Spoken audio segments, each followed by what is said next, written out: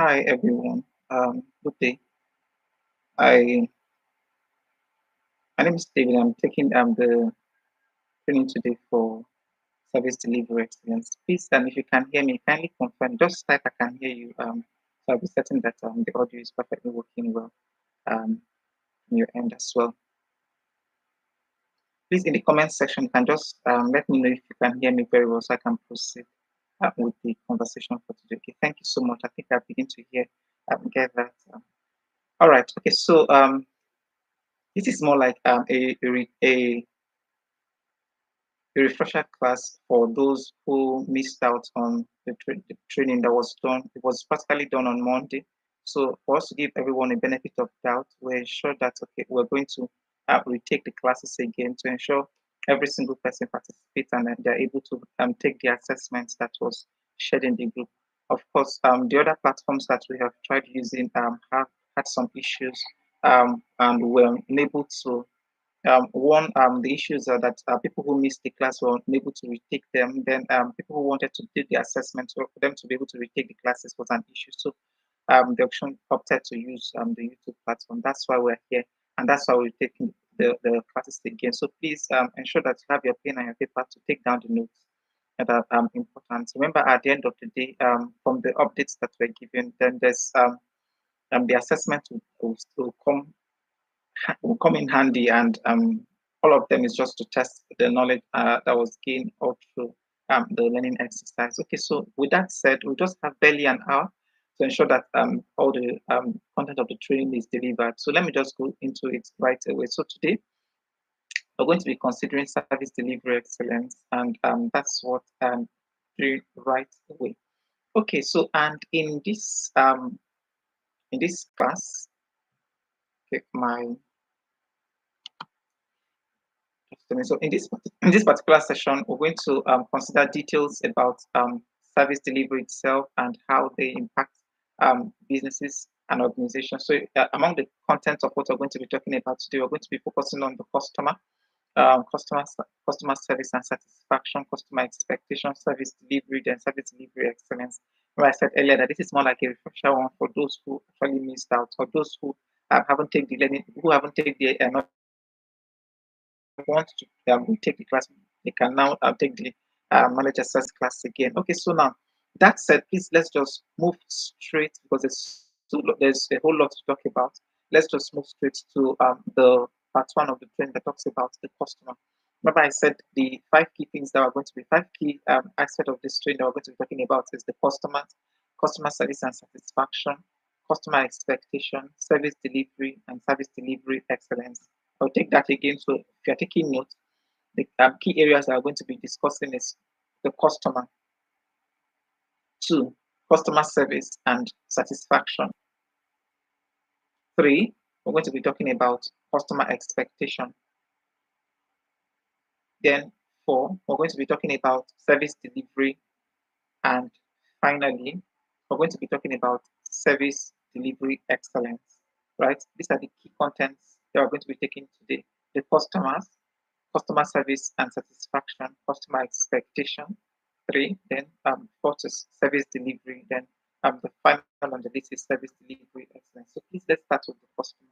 Like under the customer, of course, we're just going to consider about the customer and how we can engage with the customer. So now, who exactly is the customer? Or as a representative, we need to understand, have a perfect ideology or the right mindset of who the customer is for every of the product or the service for any of the organizations that we're posted to work with.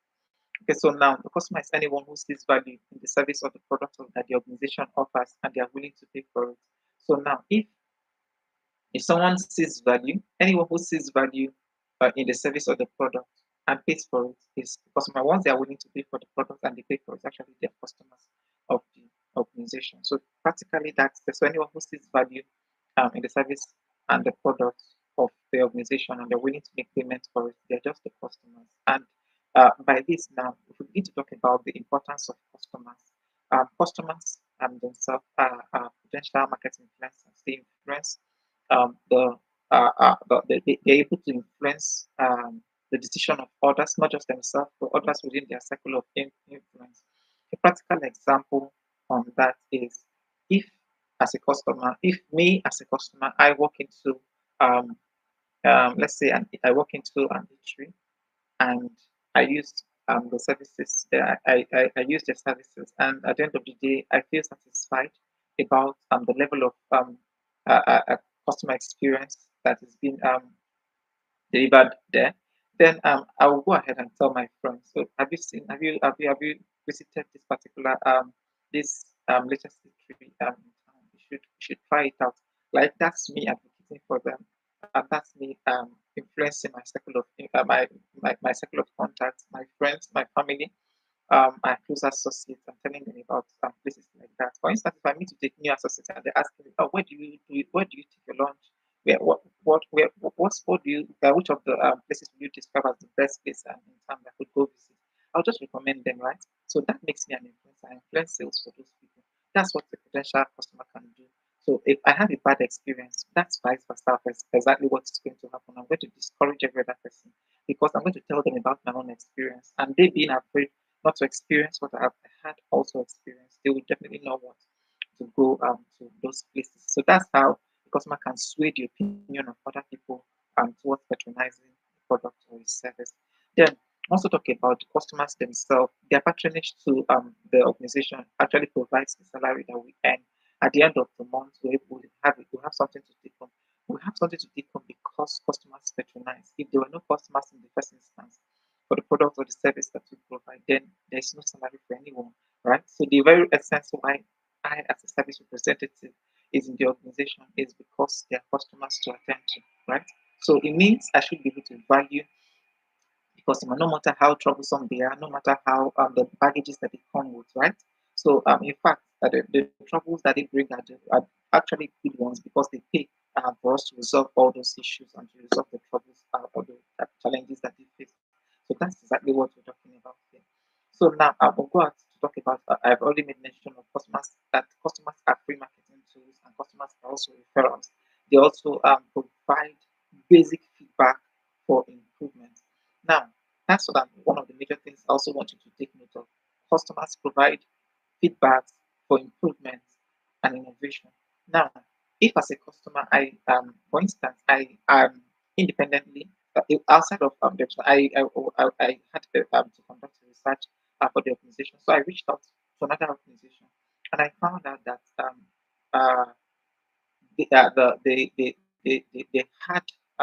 no there was something about their contacts points where people who required information could reach out to. So I made some recommendations to the executive that I was in contact with yesterday, and I said, what if you do it this way? What if you set up a direct contact point where people can reach out and get information, right? So that was the feedback that I was giving, right? Even though that I was just new to the organization, I just noticed that and I was saying that this is not so good because if everybody have to call this particular line and it's of course, you who is currently attending to this, you're overly busy already, so you will not be able to attend or reply to all the messages. So that's a shortfall for the organization.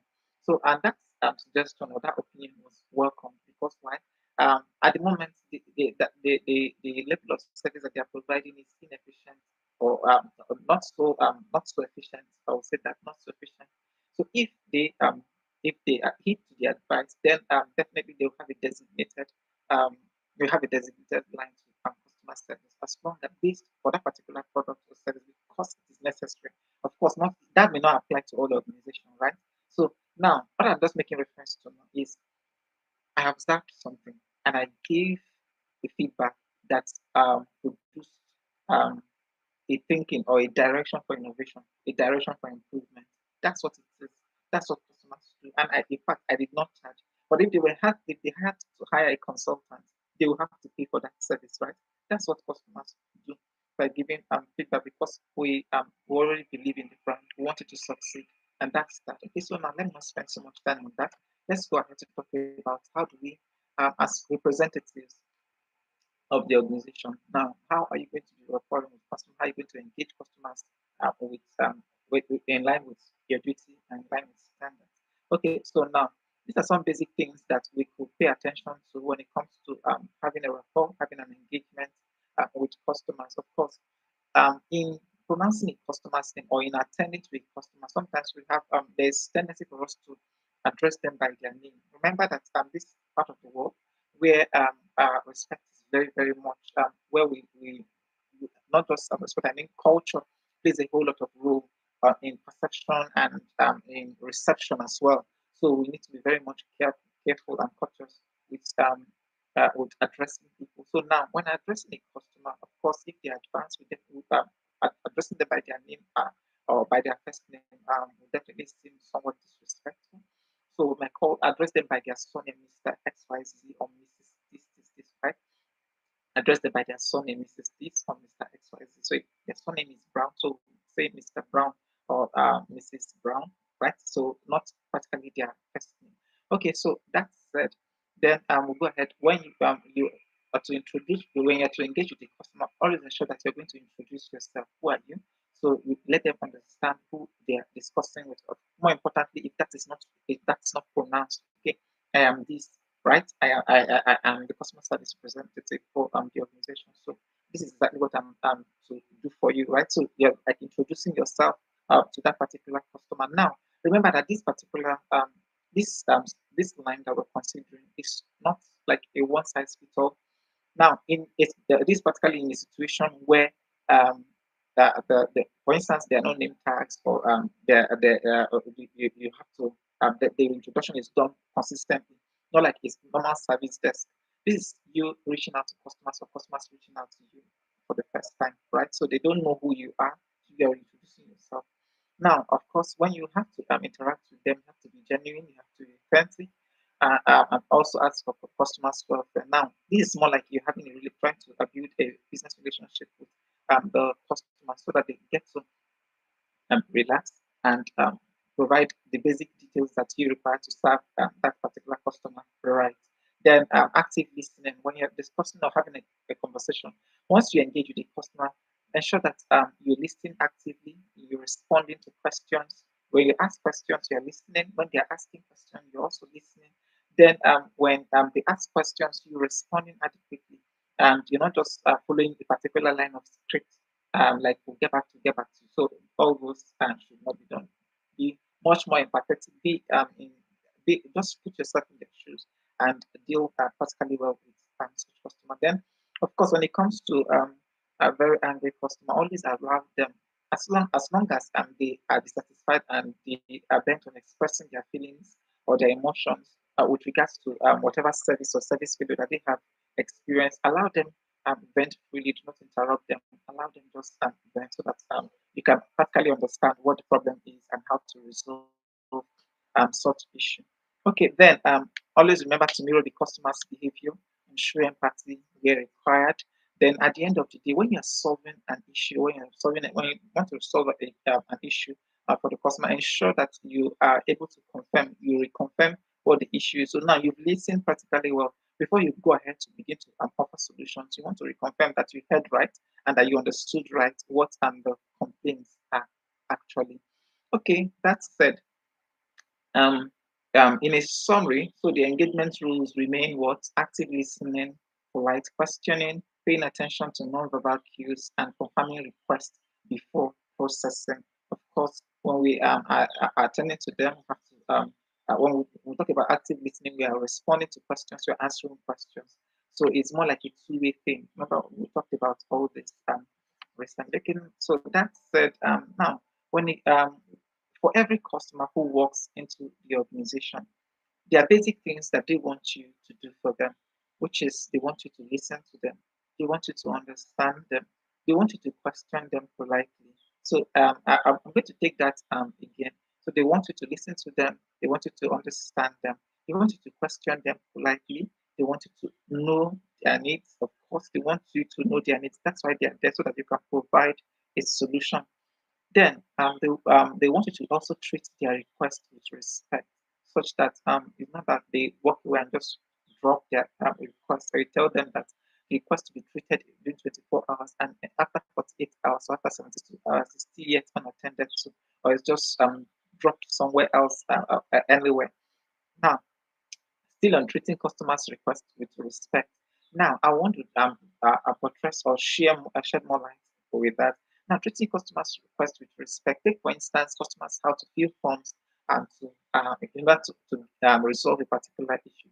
That form that they fill contains the critical information, right? As a customer service representative, you are dealing with key customer data, and you have to be very much careful with managing data.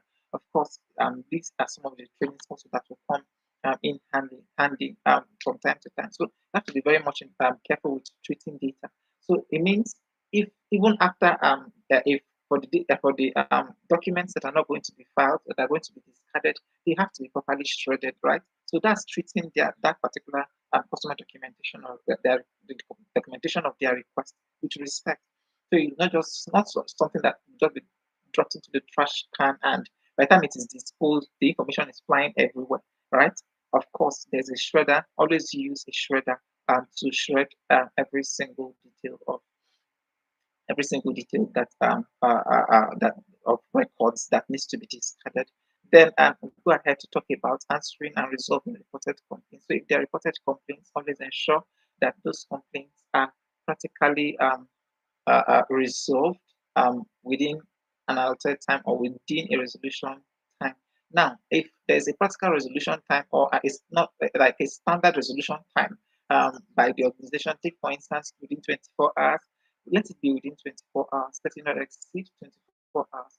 We let 24 hours be 24 hours. Anything outside of 24 hours, it means that we have to reach out to the customer to renegotiate the resolution time again. Of course, giving them a heads up about what has been done and what is remaining, right? The remaining things that needs to be resolved. So at least they know that these are the progress that has been made, and we can go ahead to sort the remaining. Okay, then finally on the list. So of course we're going to help them, assist them through the issue resolution pathway. So now, if it's like a self-service that are things that needs to be resolved, it means that we're going to have to guide the customer. So in a place where we have to guide them, then we guide them. But of course, there are some things that do not require or some level of guidance that needs to be provided. So where the rules based for which of the options that we find ourselves, based on the rules, we ensure that we follow the due process, that issue resolution pathway that have been assigned to us. Okay, so continuing with what the customers want, of course, generally customers want want you to be authentic, and they want you to keep the promise. They want you to remain consistent with the standard of service and delivery that has been set by the organization. Then also on the list, if you say something, the customers want to be able to hold you by your word. So you're not saying in 2 hours and you're coming back in 6 hours, it's still not done. So if it is 6 hours, it's better that you say 6 hours. It's better you under promise and over deliver than you over promise and under deliver. It's very much important to take note of that. Then, when it comes to speedy and expedited issue resolution, um, um, it's okay to work speedily or work so fast, but more importantly, it is very much acceptable, or it is rather acceptable to work more accurately than working speedily with so much error and than working accurately even at the approved speed. So you don't need to say, okay, you want to resolve this thing within in less than 24 hours when the standard timeline is 24 hours, only for there to be so much errors. And at the end of the day, before we get it right, so we've consumed 72 hours instead of the usual 24 hours. If you use the normal speed to work or normal delivery timeline to work, possibly it should have been just that in 24 hours. So it's not about speed, but it's about accuracy and as well as precision. So yes, it's about speed, but it's also about accuracy and precision. Let me put that right. So you have to work speedily, but also with accuracy and precision. Then finally, consistency with service and turnaround time. Consistency with service and turnaround time. Every single customer or customer service rep is expected to be consistent with the turnaround time. So like I just discussed earlier, that it's not like this particular issue took like 24 hours to resolve, and by the time maybe there's a similar issue again, it's taking 72 hours to resolve. Was there any problem? What was the issue? Why is it taking even much longer? Rather, we should be saying from 24 hours, it should be reducing to like 18 hours, thereabouts, then to 12 hours. That's improvement rather than from 24 hours, we're moving to 48 and we're moving to 72. It shouldn't be so. Okay, so that said, I think possibly I have said much within the timeline. Okay, so I would rather say, okay, so at this point, please is there any question that you would like to um is there any question that you would like to drop, or possibly let me just address that before we proceed? If that, I'd just like to take one or two questions, and if not, let me just proceed and we'll take all the questions together. Okay, since there are no questions, let me just go ahead and move on to the next portion of the training, which is on customer service. Remember, what we're considering um, this in this particular training, we're considering the customer, considering customer service. So, and now we are in customer service, right? So, let's begin to talk about that. And in this portion, we're going to be talking about customer service in itself, the mediums, customer satisfaction, and at the end of the day, the satisfaction guideline and the effects that they will have on customers. So practically, as a representative, you need to know what you're doing in an organization in the first instance, which is the customer service. Now, what exactly is customer service? You need to understand that. Now, let me explain it to you. Customer service is just about the process of managing customers' needs, right? By providing a standard and professional service, right, to assisting that customer. That's one. So you're providing standard and professional service while assisting a customer with the product or the services of the organization. That's what customer service is all about.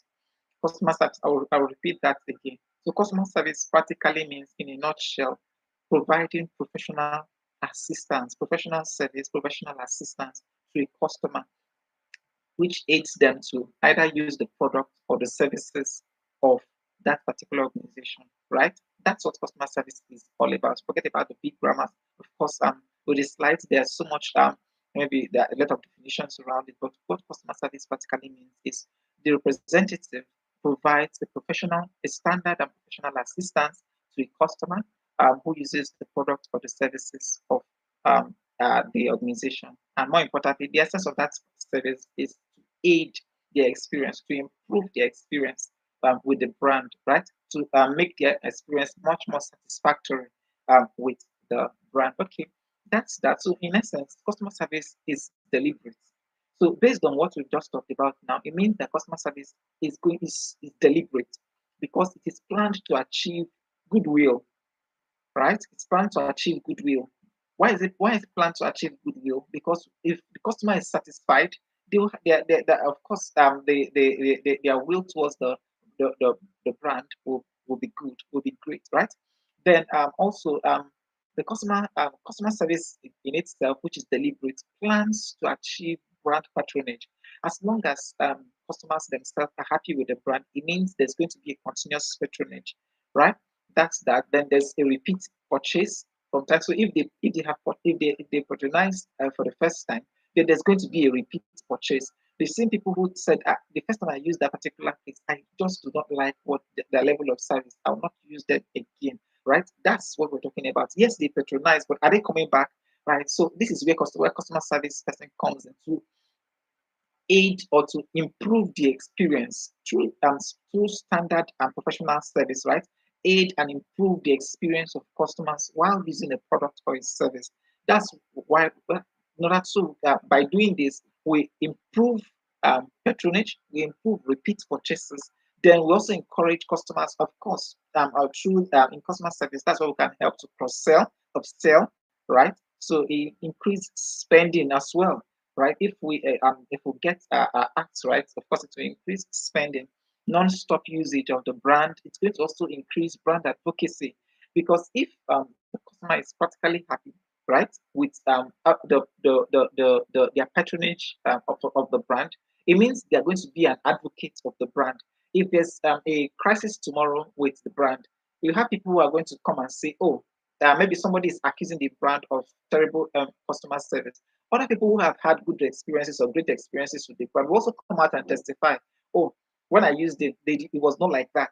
So that's what it is. So, but you can imagine when there's over 50% of the reviews are in the red. So it means there's trouble, there's an issue. So and where the issue lies is with the reps resolving the that's resolving whatever challenges that it is. Of course, when we're talking about issues when it comes to that is customer dissatisfaction, it's not practically about what the reps do, not just 100% about what the reps. Of course, it could be about the product, it could be about the service. So if it's about the product in itself, the of course the customers themselves, the representative, if they receive feedbacks from the customers, they convey to the management, and it sits on the management to make changes, right? So when the management fails to make changes, it is just what customers, the representative can do is to keep managing the customers and managing their experience until those reported changes are effected, right? So if it is on services themselves, not services directly connecting with the representative, but we're talking about services based on the services that the organization provides. So now these services, if they have issues or their feedbacks, they also convey it back to the management, the same way it is for the products. So now, at the end of the day, it all behooves on the management to make those changes, all right? So, but in the instance where those changes are not made, where the representatives come in, it's just to ensure that they manage the experience. So, as you as a representative have to be prepared. So, because not just all feedbacks are implemented immediately, of course, there are process and procedures to implementing changes within organization. And it's not just because you reported it today that it has to be reported, it has to be implemented today.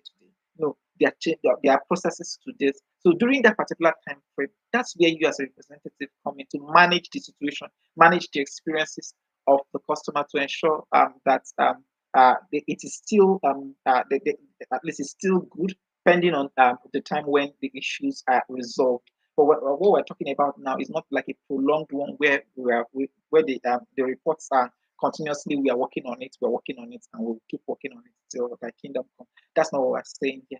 Then, okay, then I'm going forward, moving away from brand advocacy under customer service itself. So, remember, we're considering customer service, and we're saying that customer service deliberately aims to achieve the list of the things that I've already said. I'll take them again.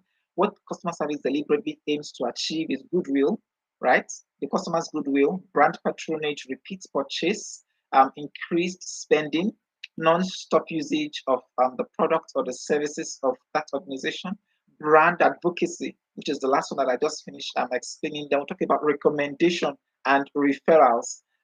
Earlier, I talked about recommendation and referrals, where a satisfied customer does that without even being, sometimes without knowing it, or even without being paid for it. Of course, they're not paid, but they influence their circle of contact, their friends, their families, about to make decisions, purchase decisions about a particular brand or about a particular product. Say, try this, try that. That's more like that influence that we're talking about. So that's what customer service is deliberately planned to achieve. Okay, that said, we spent much time already on this. Let's move to the next slide. Of course, the mediums through which we as representatives would convey or would engage with customers, of course, could be in person, which is one. Now, we're considering the mediums here. So the mediums where this customer service could be is practically delivered from is delivered through is in person. So customers can walk into the organizations and we attend to them in person, resolve the issues that they require. Then we talk about chats. It could be via live chats. Like we have different chats and mediums today where we could chat through with customers themselves and resolve whatever issues that they have emails which have been in existence for a very long time now. Then there are phone calls, telephone calls, where calls come in, and we provide excellent customer service, professional assistance.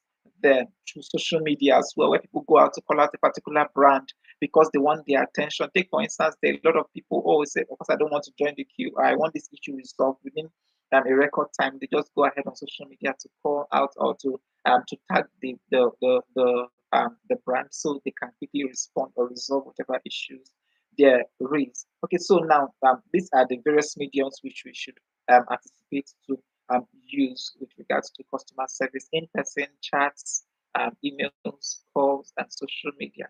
Right. That said, let's move on to talk about customer service. So with customer service comes customer satisfaction, right? So if the customer service is great, the customer is satisfied. If customer service is below average, then the customer is dissatisfied. So now, when do we say that the customer is satisfied, right? This brings us to the issue or to the subject of customer satisfaction. Now, customer satisfaction is the adequate fulfillment of the customer's need, the promise, or the adequate fulfillment of the promise that a brand has made, or the adequate fulfillment of a customer's desire, what a customer wants, right? This is what brings about customer satisfaction. So if we as an organization fulfills a customer's need, or we keep to our promise, the brand promise, or we are able to deliver on the desire of a particular customer. Of course, because the desire of each of the customers are unique. So if we're able to reach out and if we're able to connect and deliver the desires of each of the customers, so that brings about the fulfillment that we're talking about. So that customer satisfaction is practically the fulfillment derived from meeting the customer's need, keeping to promises, and as well as fulfilling the customer's desire. So it's just a pleasure or gratification that they derive from that fulfillment. So in a nutshell, right, if we summarize customer satisfaction, it measures or it determines how happy the customer is with the product or with the services of the organization. So that's what customer satisfaction does. It's a measurement of how happy customers are with the organization. They are happy because we're able to keep to our promise, we're able to deliver, we're able to deliver on the customers' need, we're able to deliver on their desire as well. So, okay, that said, you can go ahead to discuss about the guide to ensure that we meet consistently or we keep consistently meeting the satisfaction score of the organization with regards to customer service. Of course, when it comes to that, one on the list is treating customers' request with respect and resolving their issues in time. We've talked about treating the customers' request with respect. Now, when it comes to treating customers' request with respect, what do we mean by that? I will retreat. We've talked about that earlier, but I'm going to retreat on it from a different perspective this time around. So now, if for every single, let's take for instance, this is a working customer, and I'm having a conversation with such customer.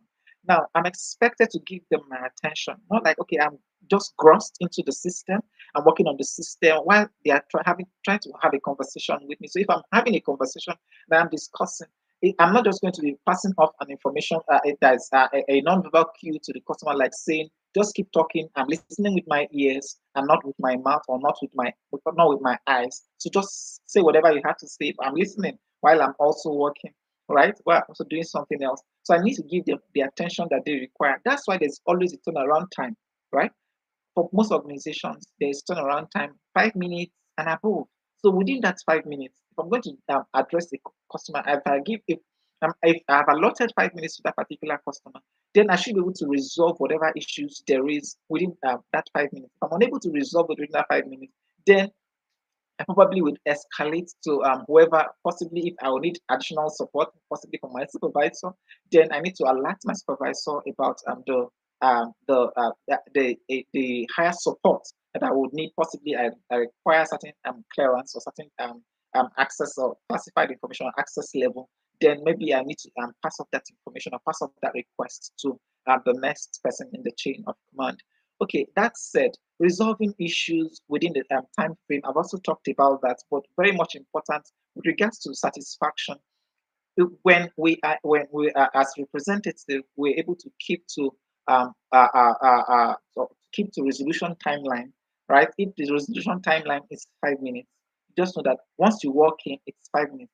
A popular brand that has become so that of course it's a global brand like the McDonald's. When we talk about the fries, where we just walk in, we ensure that okay, that this particular thing, of course, when we the franchise here across that's on this side of the continent, where we have the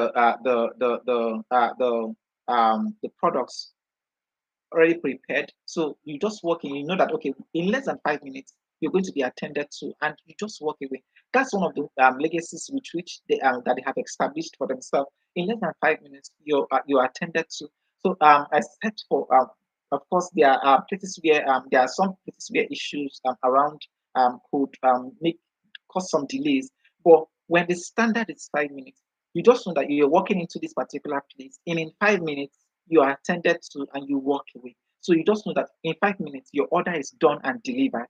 That's what it is. So that has to be there's consistency. So as representative, your duty is to ensure that that resolution timeline that has been set by the organization, you have to be consistent with it. Just like us, within the resolution timeline, 24 hours for the issues. Of course, but they have practically different issues, and there's a resolution timeline for each of the issues we have with us. So you're expected to work within that particular issue resolution timeline and deliver on that. Of course, when we talk about the customer satisfaction score, if the issues are delivered, yes, they might be resolved. Take, for instance, issues is supposed to be resolved within 24 hours. Even though they might be resolved, but they are resolved within 72 hours, that's a red flag, right? That's not showing the level of expertise and professionalism that is required of you as a staff. Of course, it's going to impact your KPI. You don't want that to impact it negatively. You want to do things that will impact our KPI positively. So now, if we are going to handle issues with resolving customer complaints, it means that we should be able to beat beat the timeline. If it is 24 hours, let it be 24 hours max, and or something below 24 hours. That's it.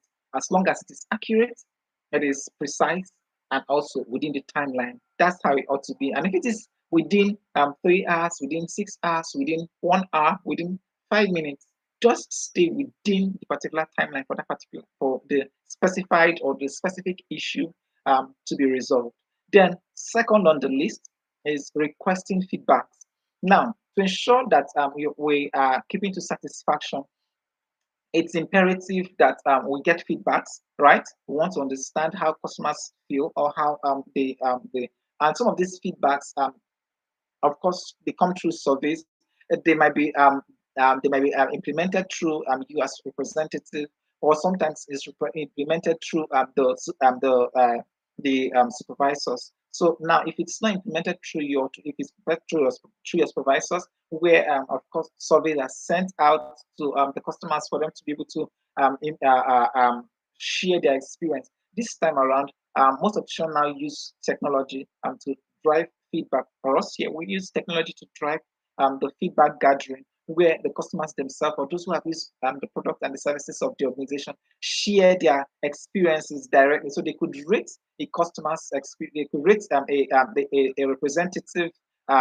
There's a level of service that they got from a particular representative. So they could rate it. Of course, it's a rating of 1 to 5. Of course, so if and in the, of course, where 1 is poor and 5 is excellent. So at the end of the day, you want the customer to give you a good rating. So remember that there's going to be a feedback gathering, and while you are at it, that we've talked earlier about when it comes to satisfying the satisfaction of a customer, listening and understanding the customer's need is very much important. Now we listen to understand, right? We're not just listening to respond. That's very much important as representative. We're listening to understand and not listening to respond. So this gives us a better approach to customer service. Then finally, remember that when it comes to customer satisfaction, educating the customer and assisting them through issue resolution pathway is very much important. Now, when we talk about educating customers, of course, we know that customers themselves are individuals. They are people, and when we mean people and individuals here, what do we mean? We mean that as individuals, we have a capacity to learn, to assimilate easily, or to find a way around something. Some people are very smart with finding their ways around something. So, as a representative, we have this mindset needs to be very clear, which it should be at the back of our mind that not everyone is able to find their way around some certain things, certain issues so fast. And so for some people, it needs to be repeated over and over again. So that kind of or that behavior or that look of how many times do I have to explain this or that a feeling of disgust should in no way find itself near any representative. In fact, their ability to come to us to resolve their issues practically means that we are serving them better. That we're also going to remain in business, right? So because if everyone should be very much like should be genius and they could just resolve their issues by themselves, then there will be no issues to resolve as representative, and our places will definitely not be there in the first instance, right? So because the customer needs to be educated, needs to be guided, needs to be assisted through resolution pathway or through, in fact, through the entire service chain on its own, it means that of course we have our jobs, and it means that we mean that we can work and we can continue working. I think that communication is very clear, and we should be able to get what I mean there. Very much important. So our place is secure, of course, when we know that we are there to educate customers, we are there to guide them, and each individual has their speed with learning, speed with of course their degree to smartness and the rest of that. So at the end of the day, we know that the key things like here, I'm going to take them. The three key things I've just talked about here is about treating customers' requests with respect and resolution and resolving their complaints. So even if we're treating their requests, we need to ensure that we follow it to the end, which is resolution. Then secondly, we talked about feedbacks. We need to know that feedbacks are going to be gathered. So at the end of the day, let's be careful about our relationship, or whatever it is that we how we handle um, handle customer needs and issues. Then thirdly, we talked about educating customers for to use a particular product or service of the organization. Now, the effect when we are able to satisfy a customer, let's consider what effects will it have on the customer. So if we provide excellent service to customers, it means one of the key things that we're going to be that would be paramount is the customer's loyalty.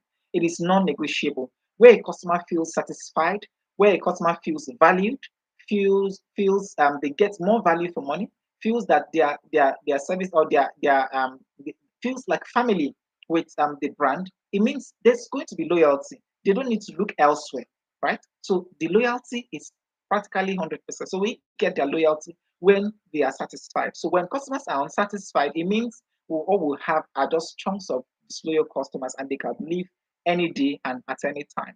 So we don't want that, because when customers leave, it means that practically as representative, we are losing relevance. That is what it means. That's what the hard truth is all about. Then secondly on the list is goodwill. I made mention of that earlier, so I'm not going to be speaking so much on it again. Repeat patronage. We've talked about this, the third one. So I said loyalty, customer loyalty is one of the effects of their satisfaction. Goodwill is another effect. Brand patronage or repeat patronage is also another one. Then increased spending. Remember, if they are satisfied, of course, we can cross sell and upsell as well. So that's another one. Non-stop usage is another one. Then we'll go ahead to talk about recommendation and referrals, where satisfied customer influence their circle of contact. Then finally on the list, talk about brand advocacy, where there are issues or crisis about the product or the service, or where someone else or an adversary decides to drag the brand or decides to tarnish the image of the brand. We'll have customers who have used the products in the past that can advocate and to give their own side of the story with regards to that brand. I understand that each individual has their own experience, but at the end of the day, when there are negative reviews, of course, the positive one comes in and counters the entire thing. Okay, so that said, I think that brings us to a summary on the basic things that we want to discuss on customer service. So thus far, we've handled two key areas in this section of the training. Remember, we talked about the customer. We've just concluded about the customer service. And in this third one, I want us to just quickly go ahead and talk about customers' expectation. Because if we're going to provide excellent service, if we're going to be excellent delivery service representatives, it means we first of all need to understand the customer. We need to understand what customer service is all about. Then we need to go ahead and understand what customers' expectations are. then we can be able to deliver service. If we don't understand what their expectations are, we may not be able to might not be able to find our way around delivering excellent customer service. Okay, and in this part, which is the part 3, we're going to be talking about customers' expectation. Then understanding, how do we understand the expectation, right? Then at the end of the day, feedback. Let's understand what feedbacks and or compare between feedbacks and complaints. So we basically know what feedback. How do we differentiate between feedbacks and complaints from a customer?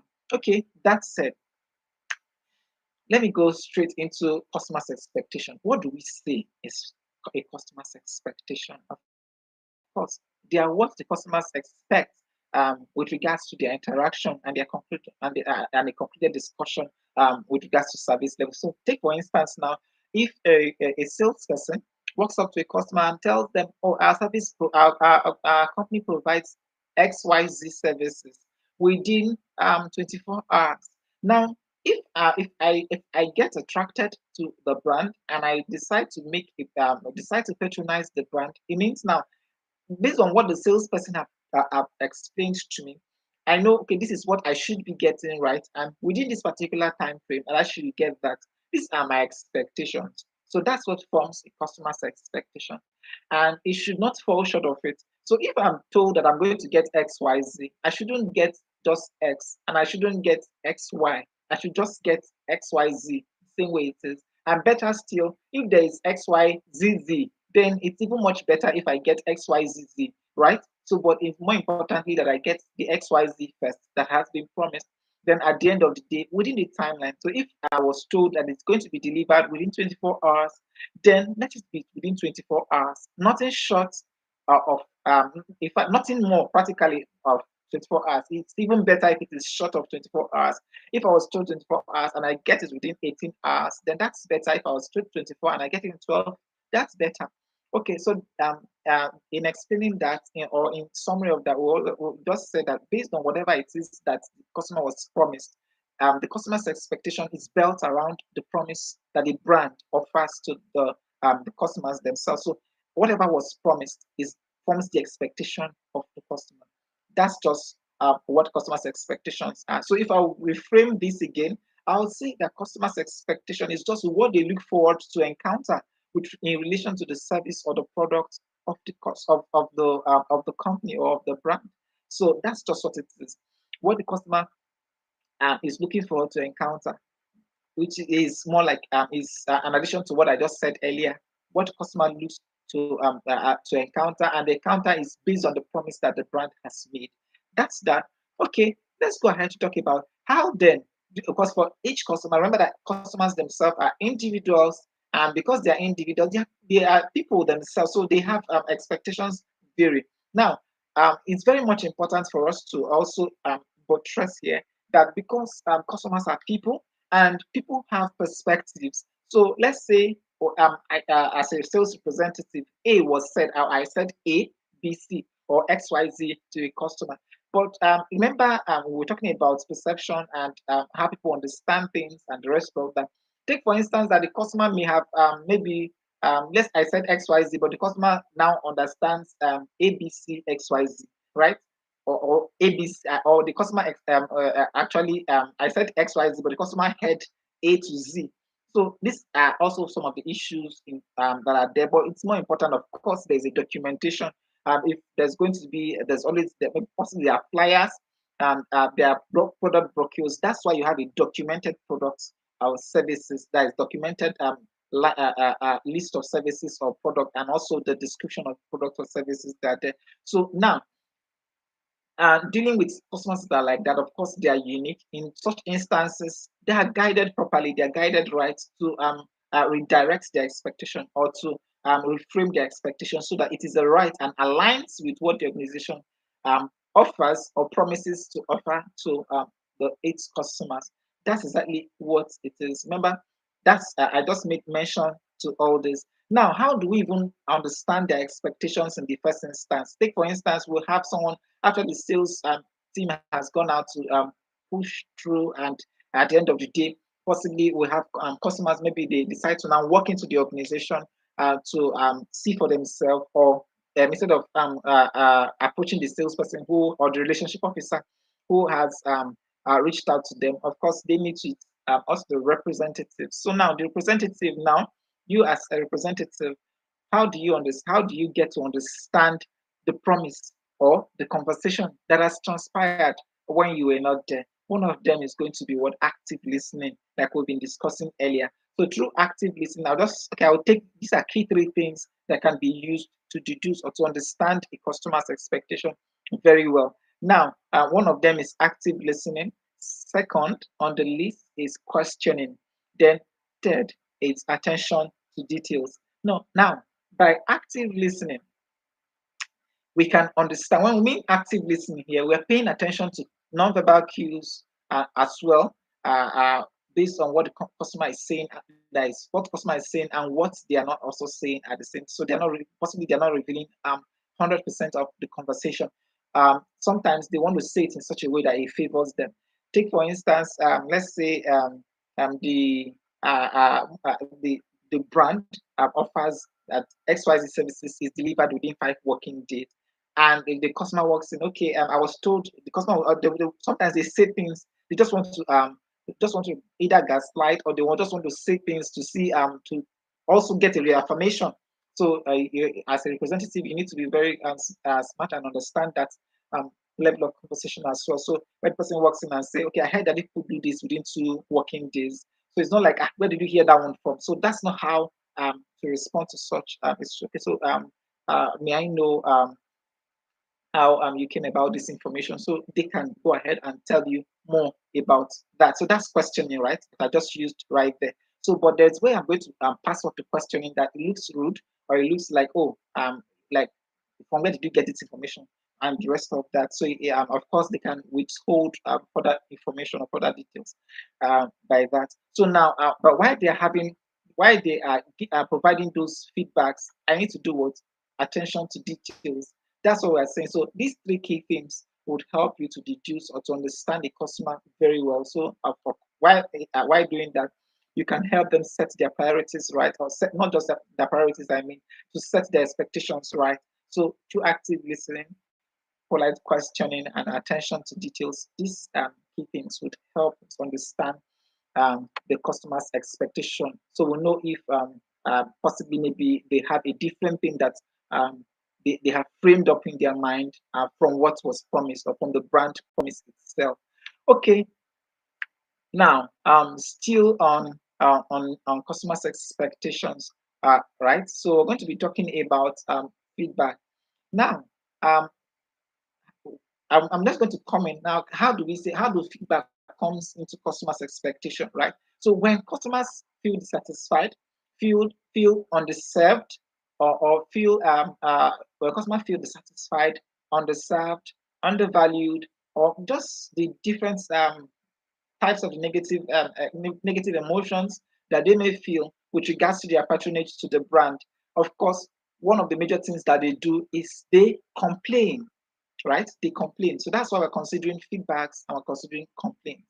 So now, when it comes to feedback, of course, when customers also observe things or ways with which they feel that they can be better served, so what they do is that they provide feedbacks. So that's the difference here: the feedback and the complaint. The complaint stems from on the service, comes from dissatisfaction. So this comes from negative emotions. So, but the feedback come from a place of possibly optimism and opinions about how processes can be improved, about how better innovations can help them get better services from the brand or from the organization. So these are the two major differences. So now let us consider some more details about feedbacks, customer feedbacks, and customer complaints. So the other this would help us understand better as well. So like I just gave in a nutshell what the customer feedbacks look like, and the customer's complaint looks like. So under feedbacks, of course, customers will always provide honest opinion, and that opinion is designed around um, but of course it's honest, yes, but not entirely selfish, because even though it helps them get better services, but it also helps the organization improve on the quality or the level of its excellence, right? So that's what. So it's a two-way thing. That's why we're not saying it's like a selfish one, because it does not only serve them, but it also serves the organization in improving their ranking, improving their service excellence, and as well as improving their outlook as a brand. Then, of course, secondly on the list, it gives suggestion on specific concerns. Like I made mention in the entry session, that's in the entry of this training, about certain research I was conducting prior yesterday, and I had to speak to a business executive with regards to um, my findings or my concerns about their own level of, or about their service, about their own level of service. So, and it was welcomed, and they opted to do something about that. That's a specific concern that I noticed about their service center, and I think okay, it should what should be done. I gave a recommendation, and they bought into it. Of course, it was practically free, which if they had consulted, and they would definitely be making payments for that. Okay, then now we'll still talk about feedbacks. Of course, feedbacks are also critical assessments on an activity, practically, of an activity, a process, or a result. So now, take for instance, as a representative, we provide service to the customer, and the customer is giving a feedback. Oh, I think you're very slow with the way you are handling this request, right? That's a feedback. That's not a complaint. They're giving you a feedback that I think you're very slow. I think you're not doing this thing fast. So it's not for you to pick offense. Why, like, okay, can you like you have a lot of people who are called uncultured, possibly maybe if you experience people where you give feedback and they get angry, say, "Hey, come and do it yourself," something like that. So that's not going to be your response. So because it's a feedback, if you're told that you're slow, how many people have told you that you are slow on with regards to providing a particular service? So now, as a representative, if over 25 people out of 100 have told you, out of 100 requests that you processed, in-person requests, people working, out of 25 people on a regular tells you this, that's 25% for crying out loud, and it's too much. So it's a red flag, and we should of course it requires attention. So now it's coming to you, and because it's coming to you, you should appreciate it as a representative, take it into consideration, and make good use of it. Now, make good use of it. What does it mean? If you're going to take classes, if you're going to take courses, if you're going to whatever it is that you require for personal improvement, do that. Don't, not until you get a memo, not until you get a memo from your supervisor, or you get some feedbacks from your KPIs, performance that's performance feedback from your KPI. That's, you don't want that yet, because that's going to be documented and your files are going to be copied. You don't want such situations. You don't want it to get to that level. So at that particular stage, because it's coming to you directly, that's the opportunity to make what improvement, improve on it. If you're doing excellently well, by the time you're done assisting or providing an assistance to a customer, what you get is thank you so much. I'm so happy about that.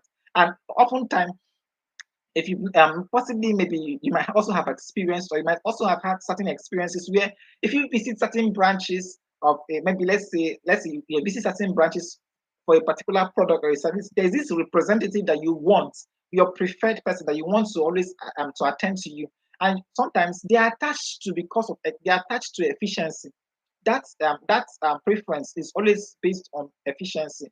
So, okay, or based on not when we're talking about efficiency, we're also talking about relationship, customer relations, how they relate, how that representative relates with customers.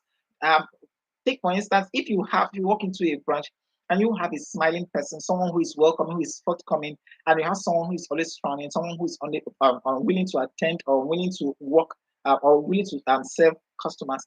Where you see much of the queue, people will always want to be attended to by the person who is forthcoming, who is welcoming, right? And everyone is just trying to stay away from the other particular one who has the negative energy. So that said, what does it practically imply? It means that it's just going to be a matter of time. The representative with the negative energy will just have to leave the organization, because the action is not going to. They are not paying you there. They are not paying you just to come and sit and warm the chair. No, and they are not paying you in order to overburden the one who is forthcoming. So if the supervisor is seeing this, of course, that's where you get memos. Because if why are the queue where is everyone queuing in this particular person that's just to be served by a particular representative? What happens to the representative? Something is wrong. So by the time investigations are conducted and it falls on the behaviors, it falls on the character of that representative, then there's an issue. That's where memos start flying around. We don't want to get to that particular stage. Okay, that said, let's quickly go ahead to the next one. Preventing, of course, preventing product crisis or brand crisis. We've already talked about that earlier. So what feedbacks will always do are these things that we just mentioned now, and I think it's very much clear now what feedback does. That's about customers' feedback. Now let's quickly consider the complaints so we can end of this particular session. So what the customer complaints now? Remember we talked about that complaint. The customer complaint stems from the place of dissatisfaction. The customers themselves are dissatisfied in the first instance. That's why they are complaining. Then we'll talk about that the complaint is an expression of pain, a dissatisfaction on a specific concern, an expression of resenting feelings. Then also it stems from unresolved grievance. So these are what the characteristics of customer complaints, because it's coming from a place of dissatisfaction of a specific concern. We reported this complaint. It's still just like that. People are not making improvements, or the representative is not improving on it. So it becomes a complaint. Then talking about a feeling of resentment, of course, it begins to grow into a resenting feeling. Of course, that's what leads to people trying to walk away from a particular representative. And everybody wants to be attended to by a different representative, away from the one who is unwelcoming and unwilling to serve the customers. Okay, that brings us to a summary on this one. So that said, we've considered the customer. Now we've also considered customer service, and we've just concluded customer expectation. Right? These are the key three things that we've just considered thus far. And we are running so much out of time. I want us to just quickly progress to the fourth one, so which is on service delivery. So now let's quickly consider service delivery.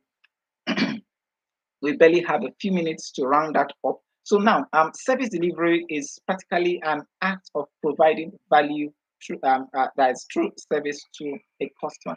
So now, considering it as from the perspective of a representative. So now, what exactly do we say is service delivery as a representative? Now, you as a representative, you have been employed by the organization to, or you'll be employed by the organization to provide service, provide value. Sorry, provide value through service, or provide value in service to the customer. So what you're doing is that you're providing value. What value are you providing? That's assistance.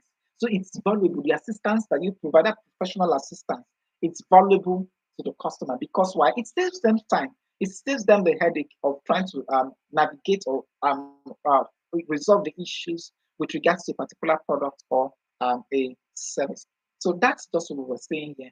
Service delivery with regards to you as a representative is just you providing valuable assistance to the customer. So that's where service delivery comes in as that's with regards to a customer service representative. So now, in providing services, there are two key things that will happen to a customer. So it's either the customer stays or the customer walks away. Remember that we just concluded the part from the customer's expectation. We just talked about we just had to comparison about a welcoming and a non-welcoming representative. A welcoming representative versus a non-welcoming representative. When we a customer walk away from a representative in the first instance, oftentimes there are a lot of issues around this that we just talked about. Maybe character issues, character flaws, frustrating processes. More like, okay, you have to. I'm just trying to. Okay, I'm giving them one at a time, so you can just list them out, which is character issues or character flaws from the service representative. Then rigorous frustrating processes. Why? Okay, you tell the customer, okay, you go to the first floor. When you're done for the first floor, go to the second floor. Locate this desk. Locate the other one. When you're done with that particular person, go to, like, it is just why all this, right? Every single person that if you put yourself in their shoes, you just don't want to go through that. So you best it's best how the customer can be served. If it requires a process review, why not suggest that to your supervisors? Possibly maybe if the process in itself is rigorous for the customers. That's why you are there as a representative, to provide feedback to your supervisor so that these people can be properly managed. Okay, of course, the customers do not want to be taken for granted. That feeling of being taken for granted, this is what makes customers walk away, more importantly, from the service representative, and they just want to walk, they just want to be attended to by a different representative. Another one is unmet expectations or unmet needs. Why if the customer provides or comes to be attended to, and they feel underserved, undersatisfied with a particular with a particular representative, or based on the service they have received through a representative, then it means they are going to be walking away. They're going to be reaching out to someone who is very much welcome, who they feel they will give them the actual who will give them the actual level of service or satisfaction that they require to get the issues resolved. Okay, now, then generally, based as a representative, these are some feedbacks that we could give with regards of some things that we can review with regards to the model we work with, which is based on the mode of communications with customer, the engagement, and as well as the how we get feedbacks from the customers themselves. Okay, still on that, which so we're still on that. I want us to talk more on hold on service why customers walk away. I think there are just some key things I just want us to point out on before we finally move to service delivery excellence. So now, in communication and presentation, as representative, very much important that we pay close attention to our presentation. How do we present ourselves, or how presentable are we before customers? Remember, as a representative, we are the face of the brand, right? At the face of the organization, the first point of contact with which before customers can begin to reach out to other arms of the organization. So we need to be on top of our game.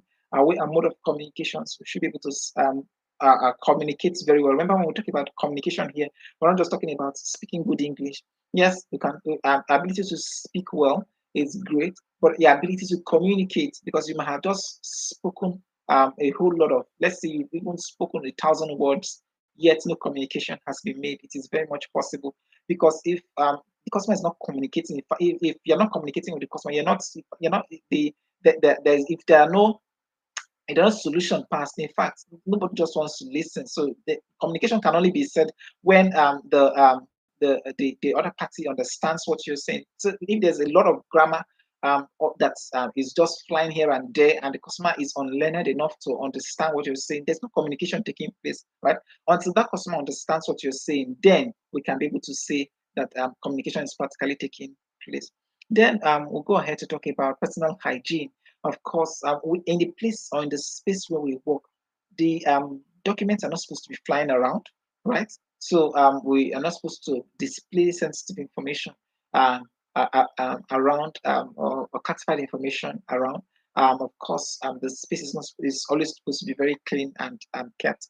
As a representative, you also that's one of the major things you do. Of course, it's not for you to keep the area clean, but it's your duty to ensure that the cleaners also on top of their game, because that's your space, and customers already are also within that particular space. So you don't want customers to work in on it.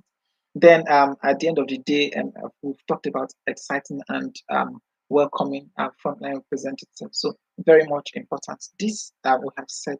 Now, I want us to now quickly summarize and go on to that's quickly summarized by understanding what excellence means now in that service excellence means. Because we just talked about service delivery, we talked about customer. The customer, that's the customer. We talked about customer service, customer expectation, service delivery.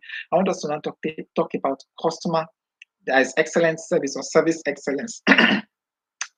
Now, excellent service is just meeting and surpassing the customer's expectation. That's just what excellent service means: meeting and surpassing expectation.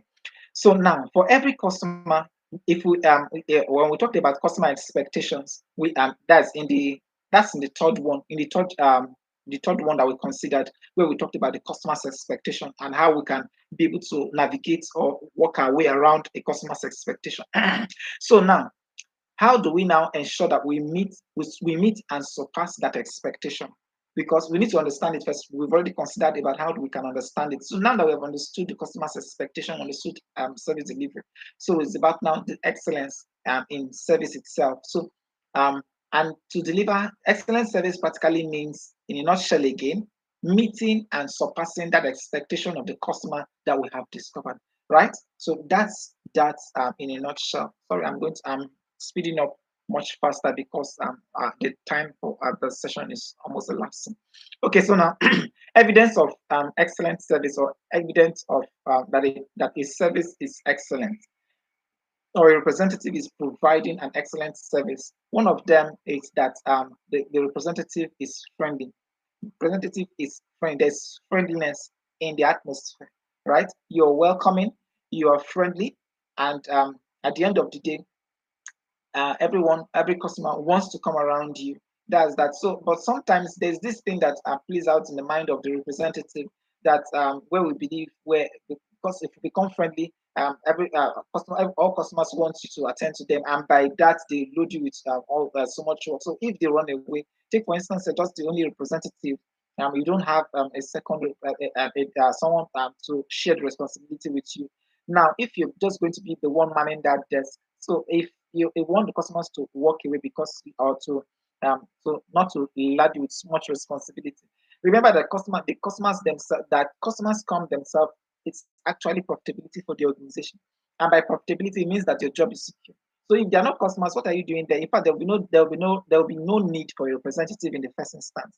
So the more we have customers themselves, the more needs that we meet for the customers, the more relevant our roles become in the organization, right? So that's then we'll go ahead to talk about creativity with service delivery. So while we're providing service, we are creative, right?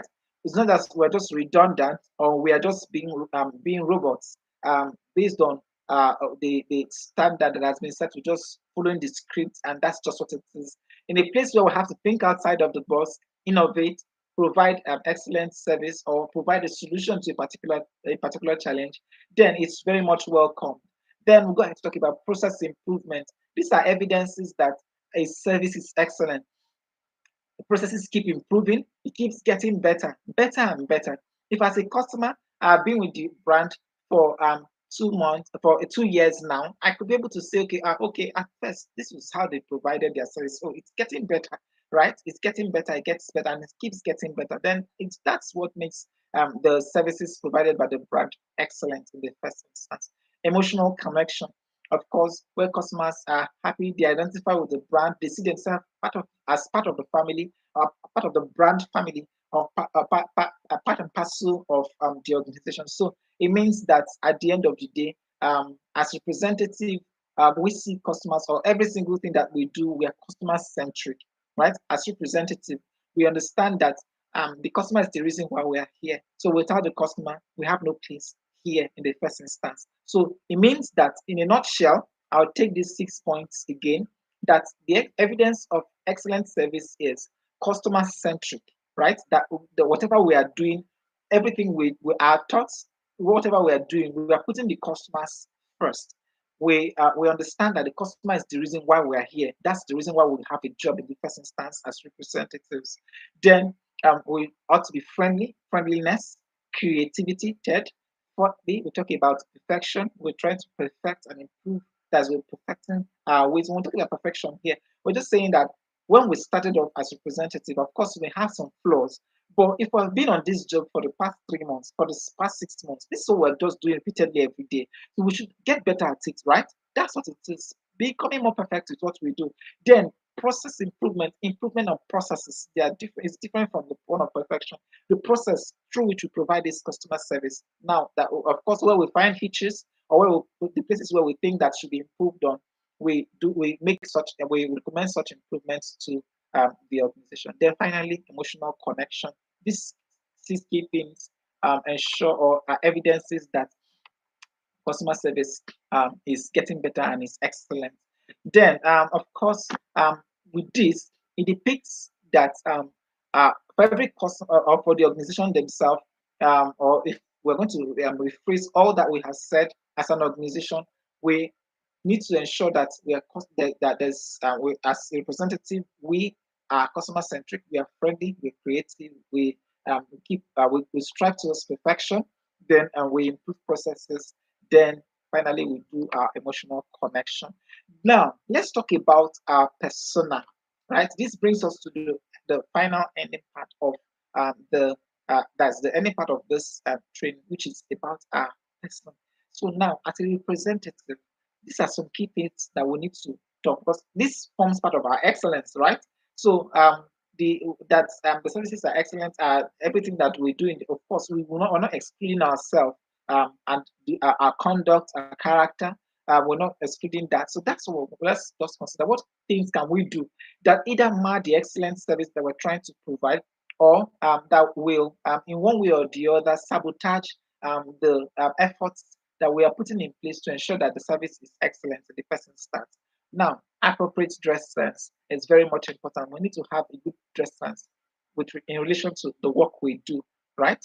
Then, secondly on the list is no eating, no snacking, no chewing of gum while in work, while at work, while in service. So it's uncultured to eat right in front of a customer, or to be snacking right in front of a customer, or chewing gum right in front of a customer. So that's unprofessional in the first instance, and it's a no-no. Then office gossip and slandering. So this should be far away from you. People leaving their desk to either come and gist with you while you are attending to customers, or you're engaging in conversation. Take for instance, you're up to 3 or 4 representatives and you're busy gisting about someone else or slandering somebody else. Someone is slandering somebody amongst that's the group of people here there. So you can imagine, so such should not even be happening in the first instance, because there are people external there's external people who are there and they are not within the organization, so they shouldn't be about the business of the organization. Now another one is customers, people that's a representative engaging in tarnishing the image or speaking ill about a particular customer.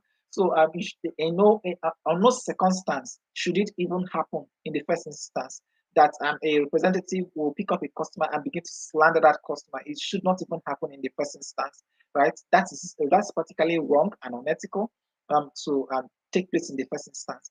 Then fourth on the list is walking around endlessly. So there should not be walking around endlessly where you're running to a photocopy, you're running to this particular place, you're going to go and get stationery before you resume for the day. Every single thing that we require should be in place. You should have checked everything. It should be in place. You're not going here to go and file. You're not going there to go and look for stapler. You're not good like as though there's some level of uncoordination. It shouldn't even happen in the first instance. Screaming and shouting, calling out. Maybe you just want to you're trying to reach out there, shout. There's noisy. That the environment becomes noisy. These things should not. Of course, this are more like we're trying to build a very great persona for ourselves as representatives. Then finally, when we have to discuss with the customer, we talked about this earlier. When we have to engage in conversation, we need to pay close attention. Look at the person you're just having a conversation with, and not be glued to the screen while you are trying to attend to them. Okay, that's I think all this we have said, we've said so much, or we've said so much practically, and it brings us to the end of this session. So we've said a lot already, and at this time, I want us to begin to take questions. So I'm going to just bring out a few minutes to take questions so we can end this session. Please go ahead and ask your questions. I'll just take just 2 questions. Um, Go ahead. I have in the next. Go ahead and ask your question. Just type it out in the chat. I'm going to read it and take that. I think I have 2 minutes left. Without any question, we'd have to bring this session to a close because I'll be taking on the other classes. There's the upcoming class um, in the next 10 minutes. Okay, I think there are no questions. Please let's just come. Okay, someone says they have a question. Okay, Now, questions that we have are in relation to the what has been taught. Okay, now someone is just asking about the material. Okay, there's no approval to share the material thus far. So all that the approval that we have thus far is about delivering this training. But when it comes to the material, there is no approval to disseminate the material. So we expected that you should have taken notes while the training is ongoing. Okay, I think any other question, any other question, any other question, because I need to stop this session so we can just go ahead and take the other refresher course again. Okay, I think that's it because we barely have any other time. So I'll just be ending this session right now, and I believe the the learning assessments, the knowledge assessment link also we dropped in the group again, possibly later today, so that everyone who are able to participate should be able to go ahead and take their learning assessment so we can proceed to the next stage. Okay, that said, brings us to the end of this session. Please and thank you so much for your time, and we'll come to a close on this. Okay.